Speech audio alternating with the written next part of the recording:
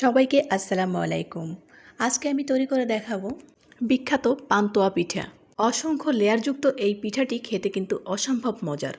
তো আমি একটা ডিমের মধ্যে 1 চামচ চিনি আর সামান্য পরিমাণে লবণ দিয়ে ফেটিয়ে নিচ্ছি।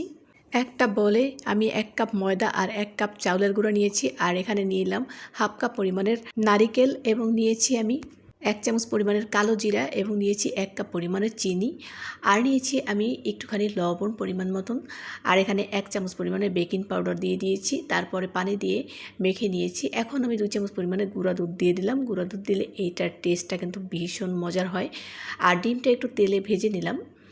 তো ভেজে একটু বটে তারপর সাইড থেকে কেটে রেখে দিলাম। তারপরে আমি উঠিয়ে নিয়েছি। এখন ঠিক সেই ব্যাটারে ডুবিয়ে ডিমটা তারপরে এরকম তেলে ভেজে নিলেই হবে। তো বারবার করে এরকম ভেজে নিতে হবে।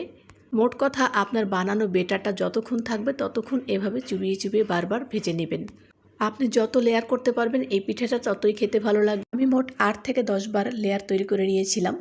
তো এখন আমি এটাকে কেটে নিচ্ছি একটু ঠান্ডা হয়ে যাওয়ার পরে। তো হয়ে গেল আমার অসংখ্য লেয়ারযুক্ত পান্তুয়া পিঠা। আপনাদের কাছে এই রেসিপিটি কেমন লেগেছে কমেন্ট করে জানাতে ভুলবেন না। সবাই অনেক ভালো থাকবেন। আল্লাহ হাফেজ। আসসালামু আলাইকুম।